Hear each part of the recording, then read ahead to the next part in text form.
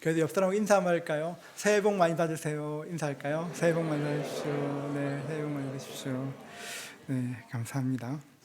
여러분 모든 가정에 하나님의 넘치는 복과 은혜가 있는 2023년 되시기를 주의 이름으로 축복합니다.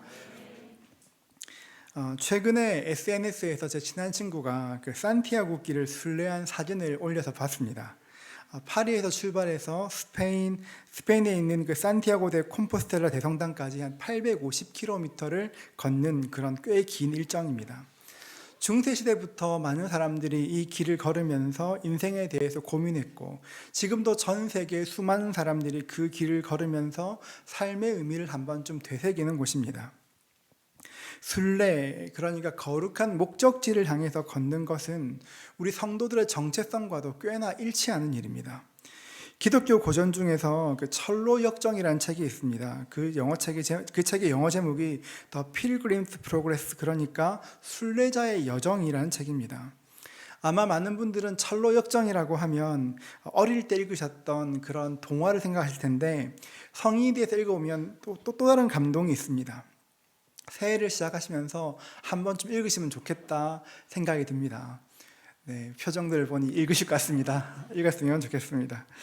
이 책은 존 버년 목사님이 쓰셨습니다. 원래 존 버년 목사님은 예수를 믿지 않았습니다.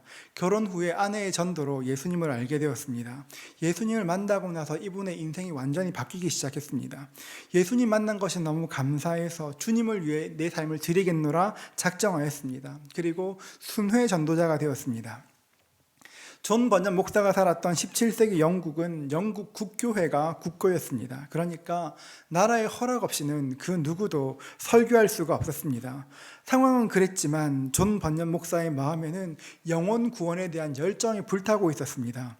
사람들이 있는 곳이면 어디나 가서 소리치며 복음을 증거했습니다. 그렇게 전도하다가 불법 설교죄로 체포되었습니다. 그렇게 12년형을 받게 되었습니다. 작은 불 하나밖에 없는 독방에 수감되었습니다. 참 힘든 시간이었습니다. 희미한 불빛 아래 목사님은 자신의 지난 삶을 차근차근 되돌아보기 시작하였습니다. 어떻게 내가 예수님을 알게 되었는지, 예수를 믿고 어떤 즐거움을 누렸는지, 또 예수를 믿고 어떠한 고난을 받았고 장차 주님과 어떤 영광을 누릴 것인지 자신의 삶을 차근차근 돌아보는 중에 한 성도의 삶이 떠올랐습니다. 가상의 성도, 기독도라는 사람이 떠올려졌습니다. 멸망을 앞둔 장망성을 떠나 하늘나라 새 예루살렘으로 여행하는 그 이야기가 머리에 그려졌습니다. 그 사람이 겪는 순례의 여정을 기록한 것이 바로 철로 역정이라는 책입니다. 우리도 마찬가지입니다. 예수님을 믿게 되었습니다. 예수님을 믿는 것은 굉장히 영적인 일입니다. 예수를 구주로 믿는 그 순간은 하늘이 땅으로 임하는 놀라운 시간입니다. 예수님을 내 인생의 구주로 영접한다는 것은 예수님께서 내 모든 죄를 용서하신다는 것을 믿는 순간이고, 우리에게 하늘 아버지가 생기는 참으로 근사한 시간입니다. 예수를 구주로 영접하는 그 순간 우리에게 하늘 아버지가 생겼고, 우리에게는 장차 돌아갈 하늘집, 본향이 생겼습니다. 이제 우리는 이 땅에 속해서 이 땅만 보고 사는 것이 아니라 본향을 향해 걸어가는, 본향을 향해 이 땅을 걸어가는 순례자로 우리의 신분이 바뀌었습니다. 이것이 우리의 정체성입니다. 그래서 히브리서의 기록자는 말합니다. 우리는 더 이상 이 땅에 속한 사람이 아니라 이 땅 사람들이 보기에 외국인과 나그네가 되었다고 이야기합니다. 우리는 본향을 향해 걸어가는 순례자입니다. 그렇다면 순례자는 이 땅을 살 때 어떻게 살아야 할까요? 두 가지를 한번 살펴보겠습니다. 첫 번째로 우리는 우리의 본향을 바라보며 살아야 합니다. 13절 말씀을 한 번 더 함께 읽겠습니다. 이 사람들은 다 믿음을 따라 죽었으며 약속을 받지 못하였으되 그것들을 멀리서 보고 환영하며 또 땅에서는 외국인과 나그네임을 증언하였으니. 13절에 처음 시작하는 이 사람들이 누굴까요? 아벨, 에녹, 노아, 아브라함, 사라 같은 히브리서 11장 1절부터 12절까지 나오는 모든 믿음의 선조들을 이야기하는 것입니다. 성경을 말하기를 이들이 믿음을 따라 죽었다고 말합니다. 믿음을 따라 죽었다는 것은 믿음 안에서 죽었다는 것입니다. 이들은 죽는 그 순간까지 하나님의 신실한 약속을 붙잡았습니다. 어느 날 우리 인생에도 죽을 것 같은 위기가 닥쳐올 때가 있습니다. 사랑하는 사람과의 이별, 경제적인 위기, 회사의 구조조정, 중년의 위기, 부부의 위기, 자녀의 위기, 수많은 위기가 닥쳐옵니다. 이런 위기가 닥쳐오면 하나님의 선하심이 보이지 않습니다. 어려운 일들은 언제나 꼬리에 꼬리를 물고 따라옵니다. 이럴 때면 우리의 믿음이 흔들리기 쉽습니다.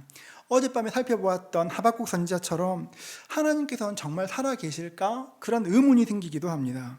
성경에서 여자가 낳은 사람 중에 가장 위대한 사람이라는 세례 요한도 죽음에 직면했을 때 정말 예수가 그리스도인가?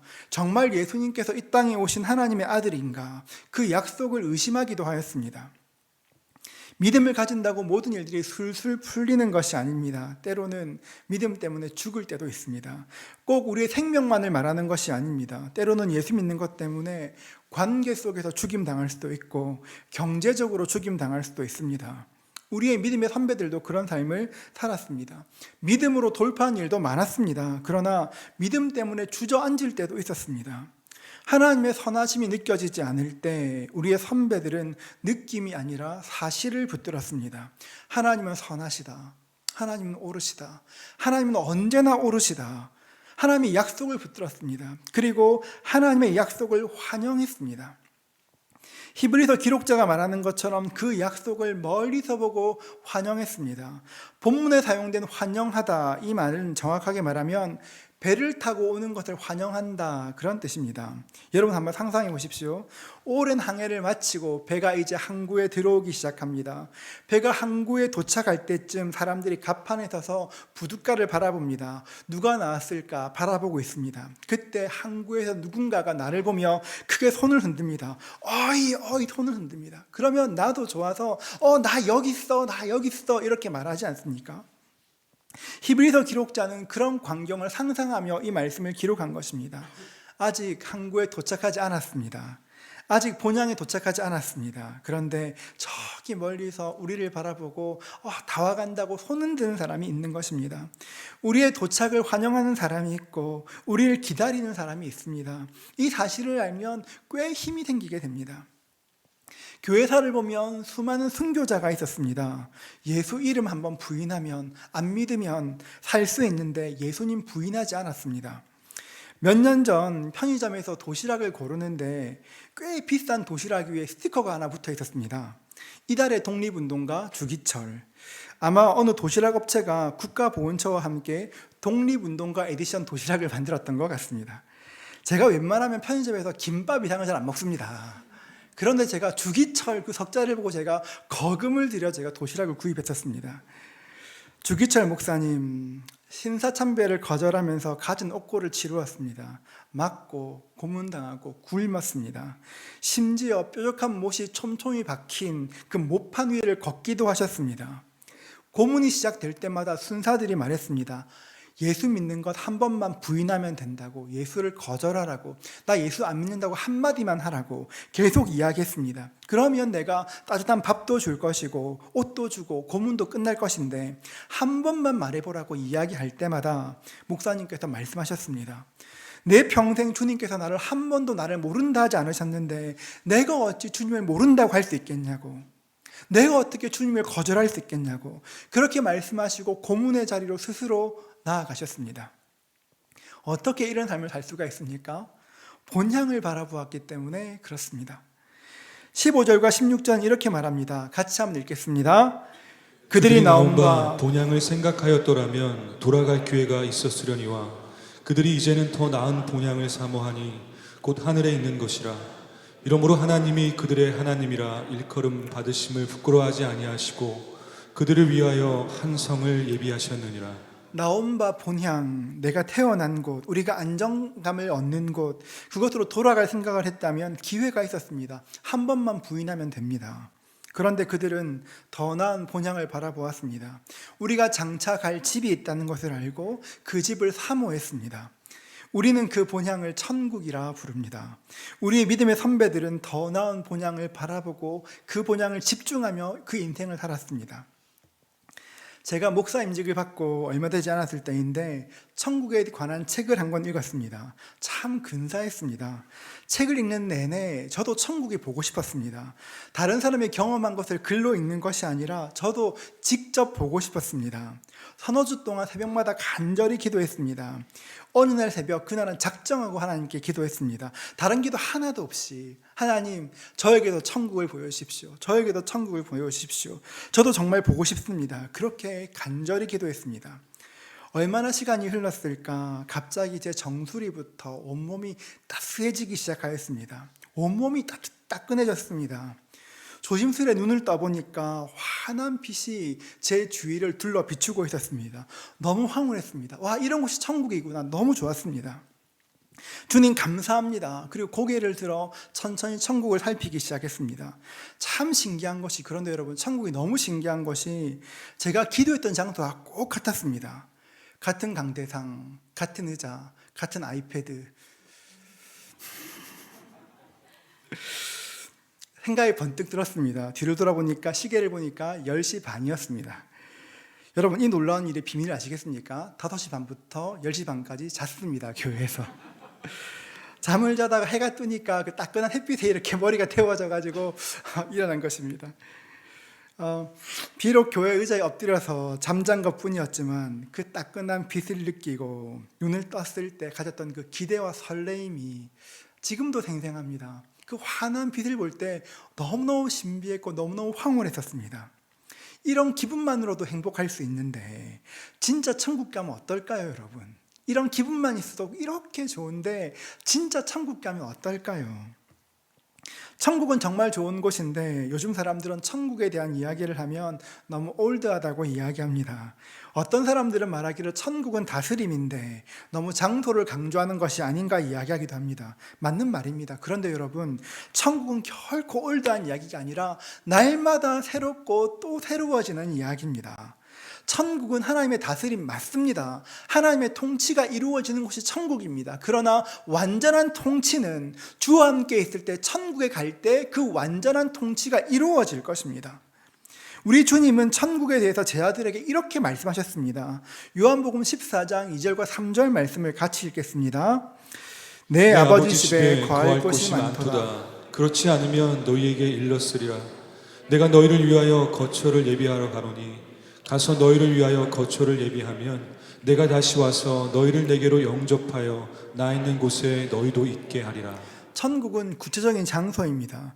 우리가 장차 머물 새로운 본향입니다. 예전에 어느 다큐멘터리에서 동티모르에 관한 영상을 본 적이 있습니다. 동티모르는 섬입니다. 꽤 큰 섬입니다. 섬에 사는데도 교통편이 제대로 없어서 내륙에 사는 아이들은 한 번도 바다를 보지 못한 아이들도 있었습니다. 선교사님께서 그 사실을 알게 되었습니다. 그래서 선교사님께서 아이들을 낡은 승합차에 태워서 바다로 갔습니다. 아이들이 13년, 15년 사는 동안 처음으로 섬에 사는데 처음으로 바다를 보았습니다. 어떤 아이는 그 바다를 보고 그 광대함에 놀라 울었습니다. 통곡을 했습니다. 어떤 아이들은 마냥 신기해했습니다. 선교사님과 함께 하루 종일 신나게 물놀이를 하고 돌아왔습니다. 바다를 보고 나니까 그 아이들의 마음에 바다에 대한 꿈이 생기기 시작했습니다. 아이들이 바다를 그리워하기 시작했습니다. 말씀을 준비하다가 그 영상이 생각났습니다. 새로운 본향이 있다는 것, 우리가 장차 갈 천국이 있다는 것을 아는 사람은 이 땅이 전부인 것처럼 살지 않습니다. 우리가 장차 갈 본향이 있는 것을 아는 사람들은 이 땅에서 누리는 희로애락이 전부라고 생각하지 않습니다. 천국을 아는 사람은 그 나라를 그리워합니다. 그 나라를 보고 싶어 합니다. 그 나라를 원합니다. 이 땅에서의 삶이 왜 이렇게 바쁘고 힘듭니까? 하루하루 사는 것이 왜 이렇게 지루합니까? 우리에게 있는 본향, 장차 돌아갈 본향을 바라보지 않기 때문에 그런 것입니다. 우리는 본향을 그리워하지 않습니다. 생각하지 않습니다. 본향을 생각하지 않으니 우리가 살았던 일상 이상의 삶을 살아낼 수가 없습니다. 한 해가 바뀌고 또 다른 한 해가 시작되었습니다. 2022년은 가고 2023년이 시작되었습니다. 그러나 우리의 시각이 바뀌지 않으면 작년과 똑같은 삶을 살 수밖에 없습니다. 바쁜 하루를 살아갈 때, 힘 빠지고 주저앉을 때 여러분 고개를 들어 본향을 한번 바라보십시오. 본향을 한번 기억해 보십시오. 우리에게 돌아갈 본향이 있다고, 나에게 본향이 있구나, 그 본향을 떠올리기만 해도 힘이 생깁니다. 크신 하나님 바라보고 나면 우리의 삶에 새로운 관점이 생기고 새로운 시각이 열립니다. 새로운 관점이 생기기 시작하면 내 삶에 하늘로부터 힘이 부어지는 것입니다. 여러분, 우리의 본향이 그런 일을 할 것입니다. 여러분, 본향을 사모하실 수 있기를 주의 이름으로 축복합니다. 하나님 나라를 사모할 수 있기를 축복합니다. 새 힘이 생길 것입니다. 순례의 길을 걸을 때 둘째로 여러분, 나침판을 바라보며 걸어야 합니다. 전에도 소개한 적이 있지만 사막을 건너는 6가지 방법이라는 책이 있습니다. 이 책에서 그 스티브 도나유는 인생은 산을 오르는 것이 아니라 사막을 건너는 것과 같다고 이야기하였습니다. 산에는 분명한 길이 있습니다. 산에는 길이 있습니다. 그 길을 따라가면 정상으로 갈 수 있습니다. 산을 오를 때는 지도를 보고 계획을 세우고 언제 쉴지 무엇을 준비할지 알 수 있습니다. 그런데 사막은 전혀 다릅니다. 사막에는 길이 없습니다. 지도가 있긴 하지만 군데군데 오아시스만 표시되어 있을 뿐 도로가 없습니다. 어쩌면 누군가 굉장히 열심히 있는 사람이 지도를 만들 수도 있을 것입니다. 누군가가 모래 언덕 하나하나 표시하면서 지도를 그려낼 수 있을 것입니다. 정말 수고하고 정말 노력했지만 그 지도는 곧 무용지물이 될 것입니다. 바람 한번 불고 나면 그 모래 언덕이 바뀌기 때문에 그렇습니다. 그래서 사막을 지날 때는 지도가 아니라 나침판이 있어야 합니다. 여러분의 지난 한 해는 어떠셨습니까? 길을 가고 있는데 갑자기 거센 바람, 세찬 바람 만난 분이 계시지는 않습니까? 분명히 그 언덕이 저기 멀리 있었는데 어느 순간 갑자기 내 앞에 턱 안이 다가온 그런 분이 계시지는 않으십니까? 우리가 사는 세상에는 이런 모래바람이 정말 쉴 새 없이 불어옵니다. 이런저런 모래바람이 불어오면서 세상이 변합니다. 세상이 변해서 너무 빠르게 변합니다. 예전에는 좀 천천히 그 모래가 옮겨진 것 같은데 어느 순간 너무 빨리 옮겨지고 있습니다. 몇 년 전까지만 해도 사람들에게 욜로라는 것이 대세였습니다. 인생은 한 번뿐이니 마음껏 누리자, 미래를 위해서 지금 희생하지 말자, 즐기자, 인생을 플렉스하자, 이것이 사람들의 모토였습니다. 그러더니 어느 순간부터 갑자기 파이어족이라는 것이 등장했습니다. 그렇게 쓰고 즐기다가는 오래 일을 해야 되니까 바짝 열심히 일하고 돈 많이 벌어서 빨리 은퇴하겠다는 것입니다. 요즘은 어떨까요? 요즘 MZ세대에는 그 quiet quitting이라는, 그러니까 요즘 말로 하면 조용한 퇴사라는 것이 화두라고 합니다. 정말로 조용히 퇴사한다는 것이 아니라 받는 만큼 일하고 맡겨진 일 이상의 업무는 하지 않겠다는 것입니다. 작년에 어느 다락방의 목양 보고서를 보면 순장님이 늘 기도하신 기도 제목이 있습니다.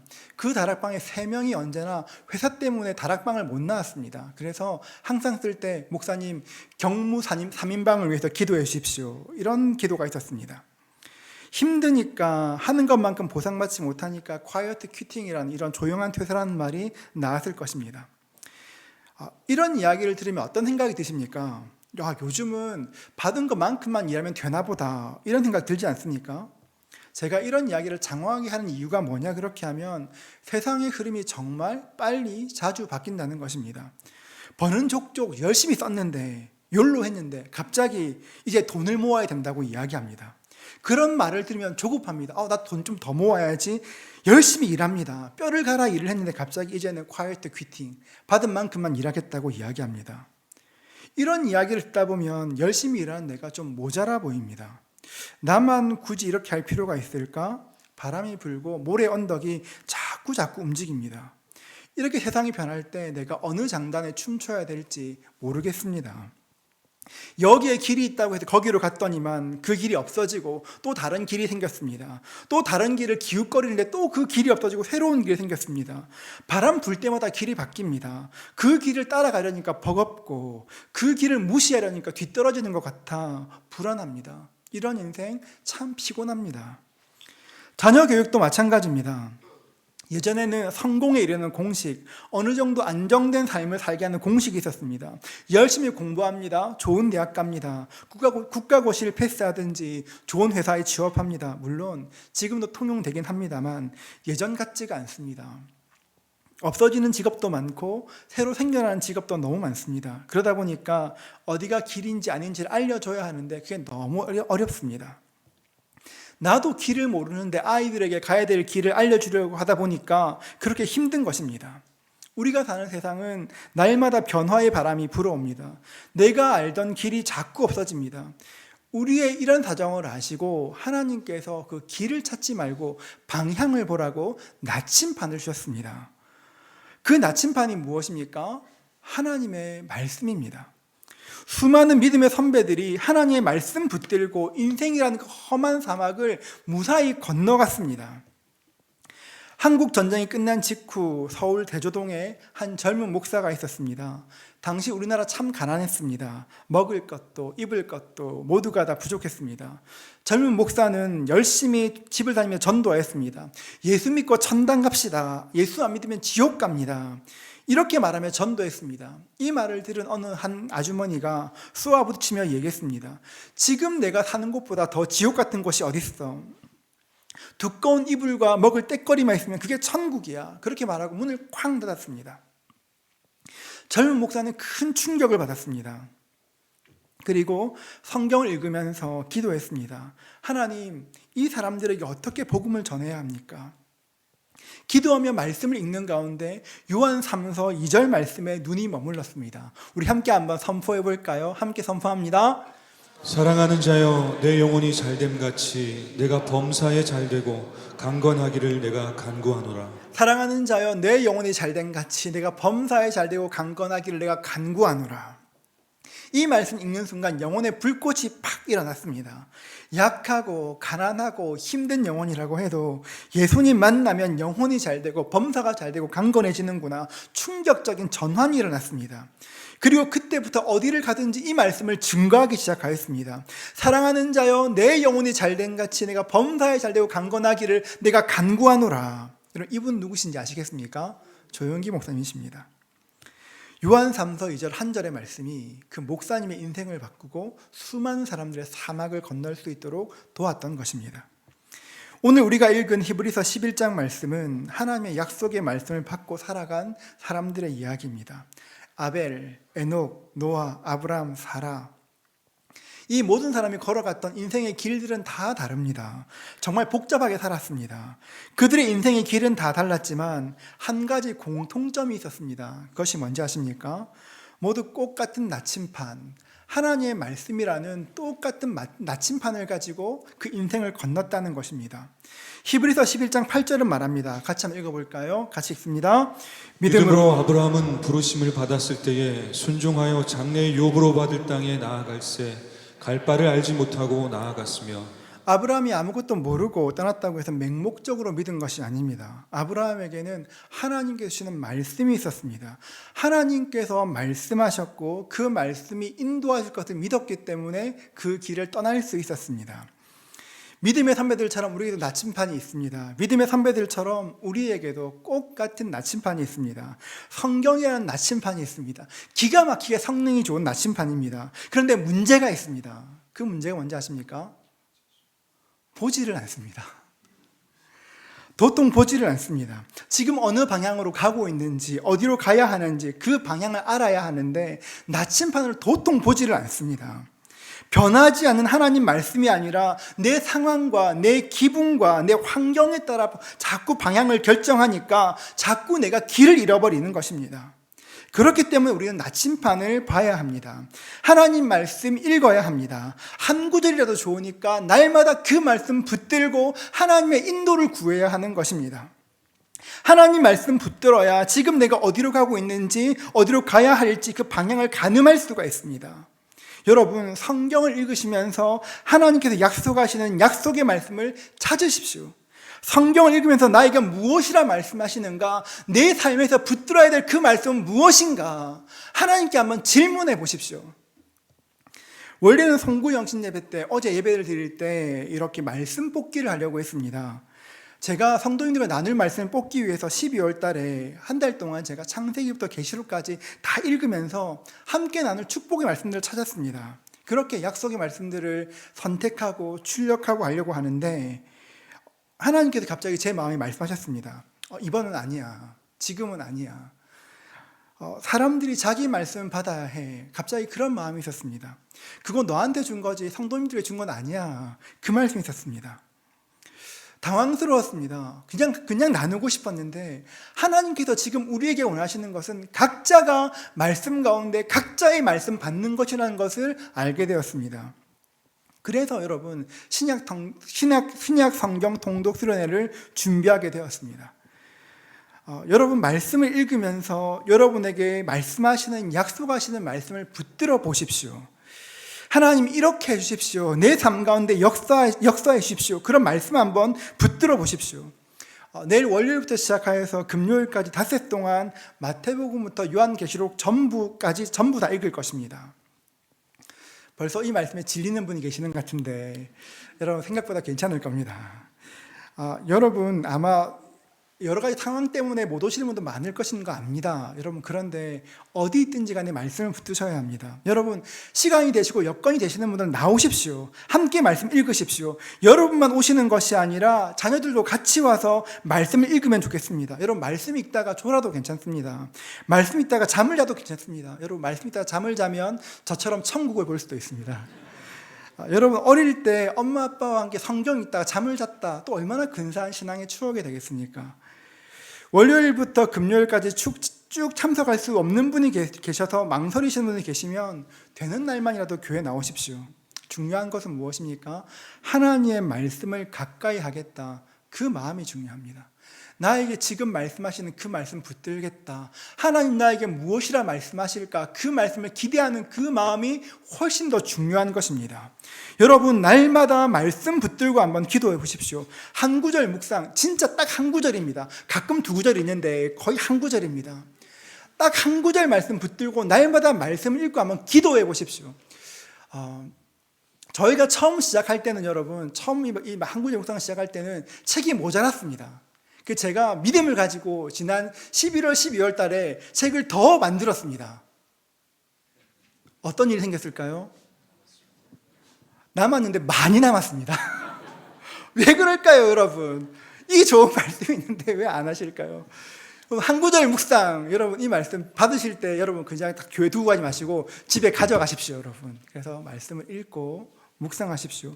하나님 말씀으로 인도함 받기를 구하십시오. 하나님 이 광야 같은 인생길을 살아갈 때 하나님 말씀이 내 삶을 인도하는 것을 경험할 수 있도록 도와주십시오. 하나님께 기도하지 않으면 누가 우리에게 삶의 방향을 알려주겠습니까? 어디가 옳은 길인지 우리가 어떻게 알 수 있겠습니까? 세상이 이렇게 바뀌는데 어느 방향이 진짜인지 알 수 있겠습니까? 말씀 아니면 그 누구도 그 길을 갈 수가 없습니다. 하나님 말씀을 붙드십시오. 하나님 말씀 붙들어야 사막을 건널 수가 있습니다. 우리가 하나님 말씀 인도함 받을 때 우리의 길을 인도하시고 찬송가 가사처럼 캄캄한 밤에 다닐지라도 주께서 나의 길 되시고 나에게 밝은 빛이 되시니 길 잃어버릴 염려 없네. 그 은혜가 우리 삶 가운데 임하게 되는 것입니다. 여러분 다시 한번 13절 말씀을 같이 한번 더 읽겠습니다. 같이 읽습니다. 이 사람들은 다 믿음을 따라 죽었으며 약속을 받지 못하였으되 그것들을 멀리서 보고 환영하며 또 땅에서는 외국인과 나그네임을 증언하였으니 이들은 믿음을 따라 죽었다고 이야기합니다. 이 말은 믿음으로 살았기 때문에 믿음으로 죽을 수도 있다는 것입니다. 하나님의 약속이 당장 이루어지지 않는다고 해도 이들은 좌절하지 않았습니다. 멀리 있는 것들을 믿음으로 바라보았고 약속을 붙잡았습니다. 이 땅을 떠나는 그 순간까지 하나님 주신 나침판을 그 손에서 그 마음에서 결코 놓지 않았습니다. 히브리서 11장을 계속 읽다 보면 믿음의 사람들이 약속을 받고 죽은 것으로 끝나지 않습니다. 약속을 받고 죽은 것으로 끝나지 않습니다. 믿음으로 하나님께 나간 사람들은 결국 믿음의 상을 받게 됩니다. 믿음으로 승리자가 되었습니다. 우리도 그럴 것입니다. 하나님의 약속이라는 나침판을 들고 순례의 길을 걸어가다 보면 나침판이 지시하는 그 방향으로 가다 보면 그 끝에 우리의 본향에 결국 도착하게 되는 것입니다. 우리 아버지의 집에 도착할 것입니다. 우리가 아버지의 집에 도착하면 하나님 아버지가 달려나오셔서 우리를 안아주실 것입니다. 잘 왔다, 수고했다, 애썼다, 격려하실 것입니다. 내 아들아 수고했다, 내 딸아 정말 고생했다, 주님께서 말씀하실 것입니다. 그 리고렌 목사님이 쓰신 목적이 이끄는 삶에 나오는 이야기입니다. 헨리 모리스라는 미국 선교사가 있었습니다. 금세기 초에 아프리카 내륙에서 선교사로 열심히 헌신하였습니다. 젊고 잘 웃고 활기찼던 그 선교사가 40년의 세월이 흐르는 동안 변했습니다. 이제 노안이 와서 앞이 잘 안 보입니다. 자식은 선교지에서 먼저 주님 곁으로 갔습니다. 아내마저 아프리카에 묻었습니다. 이제는 늙고 힘없는 선교사가 되어 미국으로 돌아오는 길이었습니다. 그런데 공교롭게도 그가 타고 있던 배에 아프리카에서 코끼리 사냥을 마치고 돌아오는 루즈벨트 대통령이 함께 타고 있었습니다. 배가 뉴욕 항구로 입항하였습니다. 대통령이 내렸습니다. 많은 사람들이 나와서 루즈벨트의 이름을 연호하였습니다. 군악대의 팡파르가 울려 퍼지고 대통령은 붉은 양탄자를 밟고 부두를 빠져나갔습니다. 대통령 일행이 항구를 빠져나간 후에 모리스 선교사가 출구에 나섰을 때 붉은 양탄자도 군인들의 팡파레도 아무것도 없었습니다. 심지어 그를 환영 나온 사람 하나 없었습니다. 그 순간 하나님께 울분이 생겼습니다. 하나님, 저 사람은 아프리카에서 사냥하고 왔는데, 놀다 왔는데 저렇게 환영하는데 내 삶은 이게 뭐냐고 울분을 터뜨렸습니다. 하나님, 이것이 나의 전부입니까? 40년 동안 복음을 위해서 아프리카에서 저의 청춘을, 제 건강을, 제 일생을 바친 결과가 겨우 이것입니까? 붉은 석양을 보며 울음을 터뜨렸습니다. 그 순간 저녁 노을 사이로 조용한 하나님의 음성이 마음에 들려왔습니다. 헨리야, 내 사랑하는 아들아, 너는 아직 고향에 돌아오지 않았다. 내가 고향에 돌아오는 날 붉은 양탄자가 아니라 황금의 유리길로, 군악대의 팡파르가 아니라 천사장의 나팔 소리로 내가 너를 마중하마. 아들아, 너는 아직 고향에 돌아오지 않았다.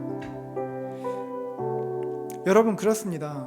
우리가 도착해야 될 본향에 대한 소망이 있다면 사막에서 아무리 거센 모래폭풍이 몰아쳐도, 때로는 눈앞에 있는 길들이 다 막혀서 곤고하고 힘들다고 해도 실망하지 않습니다. 우리가 여전히 하나님 붙들 수 있고 그 말씀 붙들고 일어설 수만 있다면 우리는 순례의 길을 계속할 수 있습니다. 우리는 지금 집으로 가는 길에 있습니다. 여러분, 나침판을 손에 쥐고 계십니까? 그 나침판 가방에 잘 넣어두시고 보지는 않고 보관하시는 것으로 만족하지 않습니까? 나침판을 보십시오. 그리고 이 말씀으로 어디로 나아가야 될지 방향을 아시고 그 길을 따라가십시오. 여러분의 인생에 하나님의 은혜가 임할 것입니다. 세상이 꽤만 요동친다고 합니다. 길 잃어버릴 수 있습니다. 그런데 말씀 붙들면 길 잃어버릴 염려가 없을 것입니다. 우리 모두에게 주의 말씀 따라 2023년을 걸어갈 수 있는